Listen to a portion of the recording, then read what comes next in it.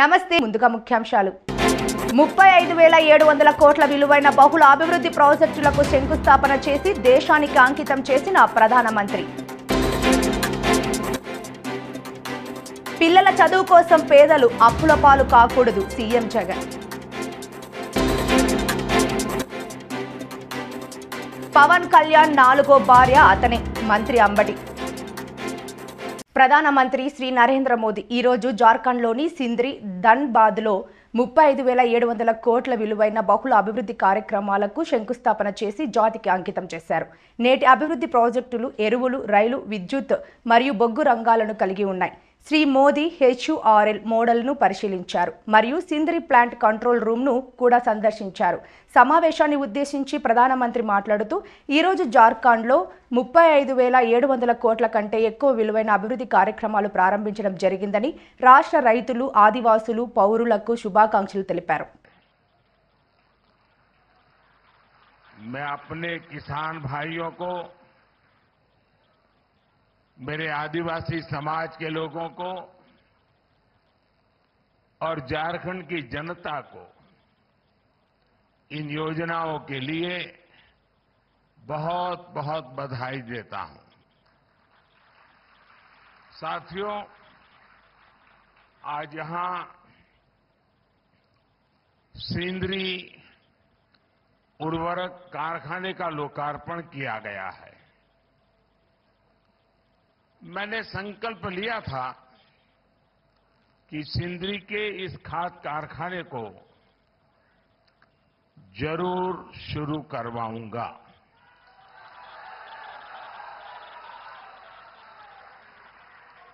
ये मोदी की गारंटी थी और आज ये गारंटी पूरी हुई है। मैं 2018 में इस फर्टिलाइजर प्लांट का शिलान्यास करने आया था। आज सिर्फ सिंदरी कारखाने की ही शुरुआत नहीं हुई है, बल्कि मेरे देश के, मेरे झारखंड के नौजवानों के लिए रोजगार के हजारों नए अवसरों की शुरुआत हुई है।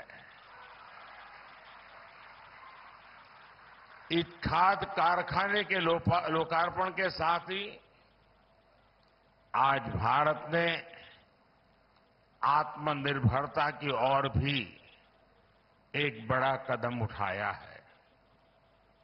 हर वर्ष भारत में करीब करीब 360 लाख मैट्रिक टन यूरिया की जरूरत होती है। 2014 में जब हमारी सरकार बनी तो उस समय देश में 225 लाख मैट्रिक टन यूरिया का ही उत्पादन होता था। इस बड़े गैप को కృష్ణా జిల్లా పామర్రులో సీఎం జగన్ పర్యటిస్తున్నారు. జగనన్న విద్యా దీవెన పథకం కింద అక్టోబర్, డిసెంబర్ 2023 త్రైమాసికానికి సంబంధించి నిధులను విడుదల చేశారు.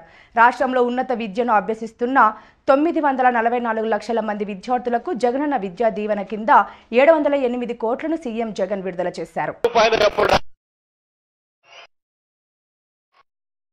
ఇది పేద మధ్యతరగతి కుటుంబాల జీవించిన హ్యూమన్ క్యాపిటల్ ఇన్వెస్ట్మెంట్. పిల్లలు బాగుండాలి, భావితరాలు పేదరికం నుంచి భవిష్యత్తులో వాళ్ళు బయటికి రావాలి అనంటే ఒక్కటే అస్త్రం అని చెప్పి నమ్మి గట్టిగా పిల్లల మీద ఇన్వెస్ట్ చేస్తా ఉన్నాం. పేద కుటుంబాల్లో ప్రతి పాప, పేద కుటుంబాల్లో ఉన్న ప్రతి బాబు గొప్ప చదువులతో, గొప్ప డిగ్రీలతో ఇంజనీర్లుగాను, కలెక్టర్లుగాను, డాక్టర్లుగాను, పెద్ద పెద్ద కంపెనీలలో పెద్ద పెద్ద ఉద్యోగాలు చేయాలని ఆ కుటుంబాల ఆరాలని భవిష్యత్ నెలల కాలంలో ఇక్కడున్న తల్లిదండ్రుల్ని కూడా నేను ప్రతి పాపను ప్రతి బాబును ప్రతి తల్లిదండ్రిని ఈ కార్యక్రమం టీవీ ద్వారా చూస్తా ఉన్న ప్రతి తల్లిదండ్రిని వాళ్ళందరినీ కూడా గమనించమని అడుగుతా ఉన్నా. ఈ 57 నెలల కాలంగా మన విద్యా విధానంలో ఈ 57 నెలల్లో మీ అన్న ప్రభుత్వం ఎలాంటి మార్పు, దానివల్ల ఎలాంటి ఫలితాలు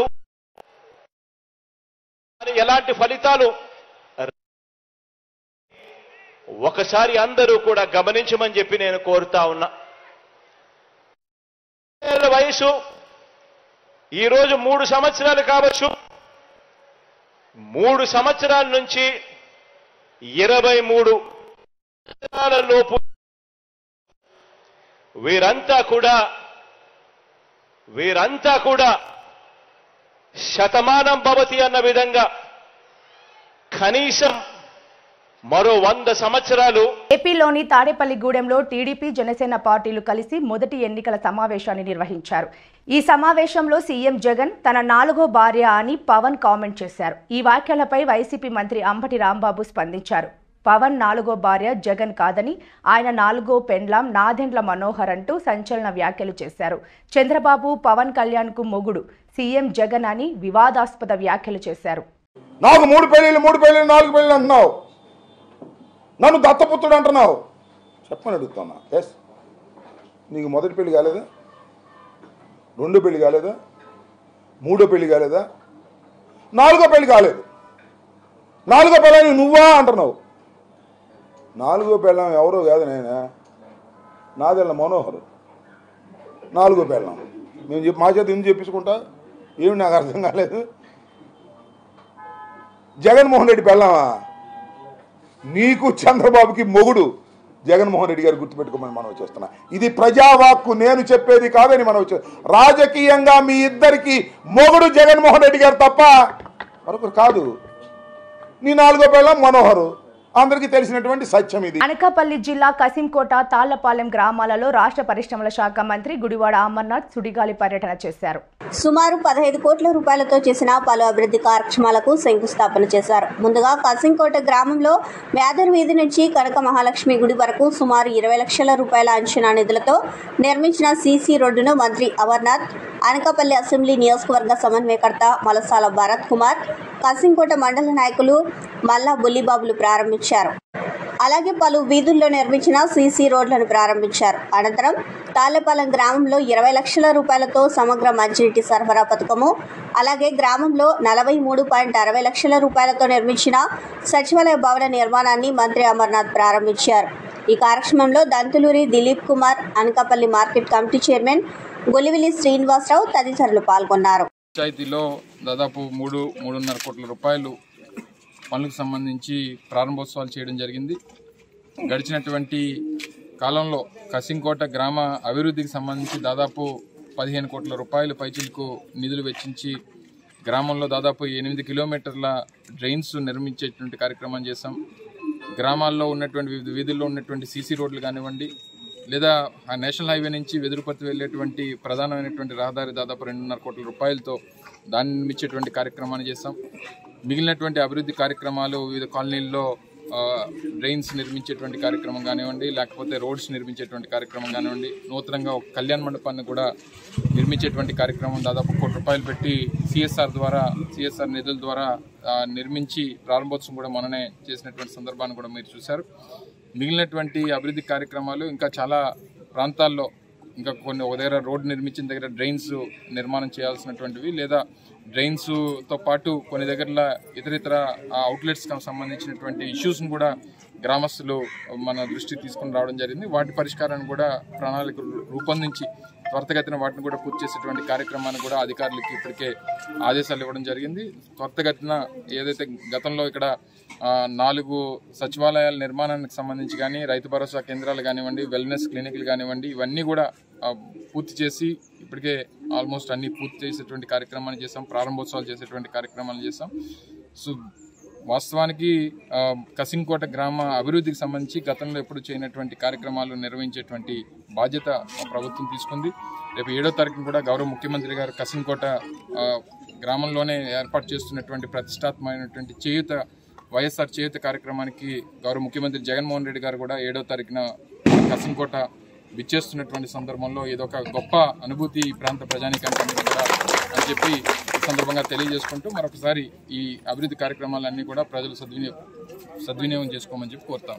నరసరావుపేట పట్టణంలోని శ్రీ మానసాదేవి శ్రీ సుబ్రహ్మణ్యేశ్వర స్వామి వారి దేవస్థానంలో మాఘమాసం బహుళ షష్ఠి పురస్కరించుకుని శుక్రవారం సుబ్రహ్మణ్య షష్ఠి వేడుకలు ఘనంగా జరిగాయి. ఈ సందర్భంగా ఉదయం 8 గంటలకు శ్రీ సుబ్రహ్మణ్యేశ్వర స్వామి వారికి పంచామృతాలతో అభిషేకము, 9 గంటలకు కుంకుమార్చన కార్యక్రమం, అనంతరం శ్రీవల్లి దేవసేన సమేత శ్రీ సుబ్రహ్మణ్యేశ్వర స్వామి వారి కళ్యాణం వైభవంగా జరిగింది. భక్తులు పెద్ద ఎత్తున విచ్చేసి కళ్యాణోత్సవాన్ని తిలకించారు. అనంతరం భక్తులకు అన్న ప్రసాద వితరణ కార్యక్రమం జరిగింది. ఆలయ కార్యనిర్వాహకులు ఆర్ కోటేశ్వరరావు శాస్త్రి పర్యవేక్షణలో ఈ కార్యక్రమాలు జరిగాయి. అనకాపల్లి జిల్లా అనకాపల్లి మార్చి 7 ముఖ్యమంత్రి సభను విజయవంతం చేయండి. ఎంపీ డాక్టర్ బివి సత్యవతమ్మ మహిళా సాధికారతకు ఆర్థిక స్వలంబనకు కారకులైన ముఖ్యమంత్రి జగన్మోహన్ రెడ్డి సభను విజయవంతం చేయాలని పిలుపునిచ్చారు. అనకాపల్లి తొలి మహిళా పార్లమెంట్ సభ్యురాలు డాక్టర్ సత్యవతమ్మ ముఖ్యమంత్రి జగన్మోహన్ రెడ్డి మార్చి 7న అనకాపల్లి విచ్చేస్తున్న సందర్భంగా ఆ సభను విజయవంతం చేయాలని శుక్రవారం ఎంపీ కార్యాలయంలో మీడియా సమావేశం ఏర్పాటు చేశారు. ఈ సందర్భంగా ఆమె మాట్లాడుతూ 4వ విడత చేత పథకాన్ని మహిళలకు మహిళా దినోత్సవానికి ముందు రోజు మన అనకాపల్లి సభా వేదిక పైన బటన్ నొక్కి అందజేయబోతున్నారని తెలిపారు. ఇప్పటి వరకు బటన్ నొక్కి అనేక సంక్షేమ పథకాలు మనకు అందించిన ముఖ్యమంత్రికి కానుకగా రేపు రాబోయే ఎన్నికల్లో వైఎస్ఆర్ పార్టీ ఎంపీ ఎమ్మెల్యేల ఫ్యాన్ గుర్తుపై బటన్ నొక్కి వారిని గెలిపించాలని, వైనాట్ 175 అన్న జగనన్న మాట నిజం చేయాలని కోరారు. మరల వైసీపీ ప్రభుత్వం అధికారంలోకి వస్తే మరింత మెరుగైన సంక్షేమ పథకాలు మనకు అందుతాయని అన్నారు. నమస్కారం. గౌరవ ముఖ్యమంత్రి వర్యులు జగన్మోహన్ రెడ్డి గారు మార్చి 7వ తారీఖున అనకాపల్లి నియోజకవర్గానికి విచ్చేసి 4వ విడత వైఎస్ఆర్ చేయూత కార్యక్రమాన్ని మరి బటన్ నొక్కి 18,750 రూపాయలు బీసీ, ఎస్సీ, ఎస్టీ, మైనారిటీ మహిళలకు, 45 సంవత్సరాలు దాటినటువంటి మహిళలకు డైరెక్ట్ బెనిఫిట్ ట్రాన్స్ఫర్ ద్వారా మరి కార్యక్రమాన్ని అనకాపల్లి నియోజకవర్గం నుంచి మరి ప్రారంభించడానికి సూత్రప్రాయంగా ఆమోదం తెలిపినందుకు ముఖ్యంగా గౌరవ ముఖ్యమంత్రి వర్యులు జగన్మోహన్ రెడ్డి గారికి, మరి అనకాపల్లి నియోజకవర్గ ప్రజలందరి తరపున, మరి ముఖ్యంగా మహిళలందరి తరపున కూడా హృదయపూర్వకంగా ధన్యవాదాలు తెలియజేసుకుంటున్నాను. ఎందుకంటే వైఎస్ఆర్ ప్రభుత్వం గౌరవ ముఖ్యమంత్రి వర్యులు జగన్మోహన్ రెడ్డి గారు అధికారంలోకి వచ్చిన తర్వాత గతంలో ఏ ప్రభుత్వం కూడా చేయలేనట్టుగా వెనుకబడిన వర్గాలకి ఏదైతే ప్రజాస్వామ్యంలో ప్రభుత్వాల యొక్క బాధ్యత ఏదైతే ఉందో పేదలకు, అణగారిన వర్గాలకి, వెనుకబడిన వర్గాలకి కూడా ప్రభుత్వం వారికి సహాయం అందించి వాళ్ళని పేదరికం నుంచి నిర్మూలన చేయాలి అని ఏదైతే లక్ష్యంతో ప్రభుత్వాలు పనిచేయాలని నిర్దేశింపబడిందో దానికి అనుగుణంగా ఈరోజు ఒక ప్రజాస్వామ్యం పరిడివిల్లుతూ ఉంది. సూర్యారావుపేటలో 50 లక్షలతో అమ్మవారి ఆలయానికి ప్రారంభోత్సవం చేయడం జరిగిందని ఎమ్మెల్యే కురసాల కన్నాబాబు తెలిపారు. కాకినాడ రూరల్ మండలం సూర్యాపేట గ్రామంలో అమ్మవారి ఆలయానికి ప్రారంభోత్సవానికి మాజీ మంత్రి, కాకినాడ జిల్లా వైకాపా అధ్యక్షులు ఎమ్మెల్యే కురసాల కన్నాబాబు, నియోజకవర్గ అభివృద్ధి కమిటీ చైర్మన్ కురసాల సత్యనారాయణ ముఖ్య అతిథిగా రావడం జరిగింది. ప్రారంభోత్సవం అనంతరం ఎమ్మెల్యే కన్నబాబు మాట్లాడుతూ, మా ప్రభుత్వంలో ప్రతి గ్రామంలోనూ ఆలయాల అభివృద్ధికి పెద్దపీట వేశామని, సూర్యారావుపేటలో ఆలయాల సముదాయం కోసం వరుస అమ్మవారి విగ్రహాలను ఏర్పాటు చేసేందుకు నిధులను ఏర్పాటు చేశామని, త్వరలోనే జగన్నాథ స్వామి ఆలయ ప్రారంభం జరుగుతుందని తెలిపారు. గంగపుత్రుల ఆరాధ దైవం అమ్మవార్ల గుడుగులను ఏర్పాటు చేయడం జరుగుతుందని తెలియజేశారు. ఈ కార్యక్రమంలో గ్రామ సర్పంచ్ సురాడ చిన్నిరాజు, జిల్లా బీసీసీఎల్ ప్రధాన కార్యదర్శి కోమలి సత్యనారాయణ, కార్యదర్శి వెంకటరత్నం, మాజీ సర్పంచ్ గరికిన అప్పారావు గ్రామ పెద్దలు వంక సింహాద్రి, సురాడ అప్పలకొండ గ్రామ కమిటీ సభ్యులు గరికిన చంద్రబాబు, అజుల సింహాద్రి, గరికిన మసేనియా, వాసుపల్లి జగన్నాథం మరియు గ్రామస్తులు, కార్యకర్తలు, అభిమానులు పాల్గొన్నారు. పెద్దమ్మ తల్లివారు ఇంకా ఇతర గ్రామ దేవతలన్నిటి కోసం ఒక పెద్ద కాంప్లెక్స్ని నిర్మాణం చేయడం జరిగింది. చాలా సంతోషం, ఎందుకంటే ఈ గ్రామ పెద్దలు, నాయకులు అందరూ కూడా ఒక కళలాగా భావించారు దీన్ని. ఇంచుమించు 3 ఏళ్ళు పైన అయింది మొదలుపెట్టి, నిధులు సమకూర్చుకుంటూ ఇప్పటికి 50 లక్షల రూపాయలు ఖర్చు పెట్టాం. ఇదే కాకుండా జగన్నాథ స్వామి ఆలయం కావాలని ఈ గ్రామంలో మహిళలందరూ కూడా కోరుకున్నారు. ఆలయ నిర్మాణం కూడా జరుగుతుంది. మైనర్పేటలో స్థానిక అక్కడ అమ్మవార్లని కొలుస్తారు. ఆ అమ్మవార్ల కోసం కూడా 2 ఆలయాల నిర్మాణం జరుగుతుంది. ఈ ఒక్క గ్రామంలో 13 ఆలయాల నిర్మాణం జరుగుతున్నాయి. గతంలో ఎప్పుడూ లేదు. చాలామంది పెద్దలందరూ చెప్తున్నారు, ఎప్పుడో వాళ్ళ చిన్నప్పుడు ఇక్కడ అప్పుడున్న పరిస్థితులు కూడా దృష్ట్యా ఇక్కడ అప్పుడున్న పెద్దలు ఈ అమ్మవారిని నిలబెట్టారు చిన్న చిన్న ఆలయాల్లో. ఇవాళ దాన్ని ఒక పెద్ద టెంపుల్ కాంప్లెక్స్ని నిర్మాణం చేసి పెట్టడం అనేది ఒక గొప్ప కార్యక్రమం, జీవితంలో ఎప్పుడూ మర్చిపోలేని కార్యక్రమం. ఇది మేము ఊహించిన దానికన్నా చాలా అద్భుతంగా వచ్చింది. ఇప్పుడే పెద్దలందరూ గరికిన అప్పారావు గారు ఇతర పెద్దలందరూ అడుగుతున్నారు ఇంకా గోపురాల పని ఉందని. తప్పకుండా గోపురాల పని కూడా త్వరితగతిన పూర్తి చేయడానికి నిధులు సమకూర్చుకుంటాం. అన్నిటికీ మించి ఎంత నమ్మకంగా అమ్మవారిని మీరు కొలుస్తారు, మీరంతా గంగపుత్రులు. తెల్లవారు లేచి వేటలకు వెళ్ళేవాళ్ళు. ఆ గంగమ్మ తల్లి దయ ఉండాలని, మీరు కొలిచే గ్రామ దేవతల దయ ఉండాలని నిత్యం పూజలు చేసేవారికి ఒక చక్కటి ఆలయాలని నిర్మించుకోవడం అనేది చాలా సంతృప్తిగా ఉన్నందుకు, అది మా చేతుల మీద జరిగినందుకు నేను చాలా సంతోషిస్తూ కృతజ్ఞతలు చెప్తున్నా. ఇన్ని కార్యక్రమాలు చేయగలిగామంటే గౌరవ ముఖ్యమంత్రి జగన్మోహన్ రెడ్డి గారి ఆశీస్సులు, ప్రోత్సాహమే కారణం. ఈ నిధులన్నింటినీ కూడా సమకూర్చుకుంటూ స్థానిక పెద్దలందరినీ సమన్వయం చేసుకుంటూ ముందుకెళ్ళడం జరిగింది. ఎప్పటికప్పుడు దీన్ని స్థానిక పెద్దలందరూ పర్యవేక్షించారు. మా సర్పంచు సురాడ చిన్ని రాజు గారు, అదేవిధంగా గ్రామ పెద్దలు మన గరికిన అప్పారావు గారు, ఇంకా సింహాద్రి గారు, ఇంకా కోమల సత్యనారాయణ గారి పెద్దలందరూ కూడా దీంట్లో భాగస్వాములు అయ్యారు. నేను సురాడ రాజు గారికి మనస్ఫూర్తిగా కృతజ్ఞతలు చెప్తున్నా. ఎందుకంటే చాలా మంచిగా ఇది రావాలని నిరంతరం అప్పుడప్పుడు నేను ఇంక మొత్తం డబ్బులన్నీ మీ ఊళ్ళోనే పెట్టాలా అన్నా కూడా అలా ఓపికగా మమ్మల్ని ఏదో విధంగా కంప్లీట్ చేయడం కోసం ప్రయత్నం చేసే రాజుకి మనస్ఫూర్తిగా కృతజ్ఞతలు. గరికిన అప్పారావు గారు అందరూ చెప్పినట్టుగా తప్పకుండా దీన్ని ఇంకా బాగా డెవలప్ చేస్తాం. దీన్ని పూర్తిగా ఎప్పటికప్పుడు మా నాన్నగారు ఇక్కడికి వచ్చి చూసి ఈ ఆలయాల నిర్మాణం మీరు చూడాలి దగ్గరుండి ఒకసారి. ఇంకా ఏంటంటే ఆయన కూడా వచ్చి అప్పుడప్పుడు చూసుకుంటూ ఉండేవారు. దీన్ని ఇంత బాగా తీసుకొచ్చిన ఆ శిల్పులకు కానీ, అదేవిధంగా మండల ఇంజనీరింగ్ అధికారి వారికి కానీ కృతజ్ఞతలు తెలియజేస్తూ ఉన్నా. తప్పకుండా భవిష్యత్తులో సూర్యారావుపేట గ్రామానికి ఎప్పుడు ఏ అవసరం వచ్చినా కూడా చేస్తానని చెప్పి తెలియజేస్తూ సెలవు.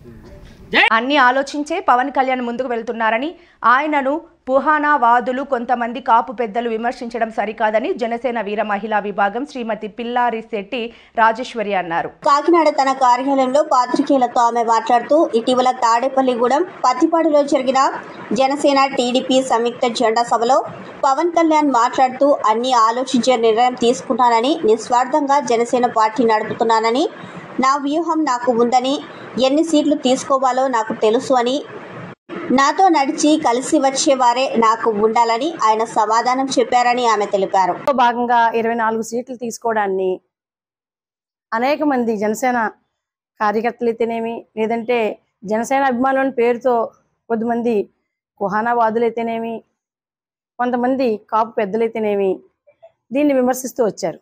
దానికి ఆయన ఈ సభలో సమాధానం ఇస్తారని అందరూ కూడా వేచి చూశారు. దానికి అనుగుణంగానే ఆయన చాలా ధీటుగా సమాధానం చెప్పడం జరిగింది. ఎవరైతే నాతో పాటు నిలబడతారో, ఎవరైతే నాతో పాటు పోరాటం చేస్తారో వాళ్ళు నాతో పాటు నిలబడండి. ఎన్ని సీట్లు తీసుకోవాలో, ఎలా వ్యూహాన్ని రచించాలో నాకు తెలుసు. గతంలో జరిగినవన్నీ కూడా ఆయన దృష్టిలో పెట్టుకుని చేశానని ఆయన సమాధానం చెప్పడం జరిగింది. అయితే తెల్లవారేసరికల్లా మరి హరిరామ జోగయ్య గారు, ముద్రగడ పద్మనాభం గారు, దాసరాము గారు వంటి వారు పవన్ కళ్యాణ్ గారిని విమర్శిస్తూ కామెంట్స్ చేయడం, లేఖాస్త్రాలు సంధించడం జరిగింది. అయితే పవన్ కళ్యాణ్ అనేవారు జనసేనని ఒక కాపుల యొక్క పార్టీగా ఆయన స్థాపించలేదు. కాబట్టి కాపుల ఓట్లు బదిలీ కావు అనుకుంటూ కొద్దిమంది ఇంకా నేనేం చేయలేను అని చెప్పేసి హరిరామ జోగయ్య గారు, ముద్రగడ పద్మనాభం గారు అయితే ఆయన దగ్గరికి వచ్చి ఆహ్వానించి సాదరంగా స్వాగతించినందుకు కినుకు వహిస్తూను ఈ లేఖాస్త్రాలు సంధించారు. మరి ముద్రగడ పద్మనాభం గారి యొక్క వ్యవహారం మనం గతం నుంచి కూడా పరిశీలించినట్లయితే ఆయన ప్రతిదానికి కూడా విరిగిపోతారు. ఆయనకి ఎంతో గౌరవం మర్యాదలు ఇచ్చేసి ఆహ్వానాలు పలికేస్తేనే వాళ్ళని విలువగా మాట్లాడతారు. కాదు అంటే అవతల వారు ఏమైనా సమయం తీసుకున్నా లేదంటే వాళ్ళు ఏమైనా విరమించుకున్నా కూడా ఆయన వెంటనే కూడా దానికి నెగిటివ్గా కామెంట్స్ చేసేస్తారు. పవన్ 4వ భార్య నాదెండ్ల మనోహర్ అని రాష్ట్ర ప్రజలందరికీ తెలిసినా దీంట్లో ప్రత్యేకంగా ప్రజలు తెలుసుకోవాల్సిన అవసరం ఏమీ లేదని రాష్ట్ర వైసీపీ మహిళా విభాగ్ జోన్ ఇన్ఛార్జ్ జమ్మల మడక నాగమణి తీవ్రస్థాయిలో పవన్ కళ్యాణ్ పై విమర్శలు చేశారు.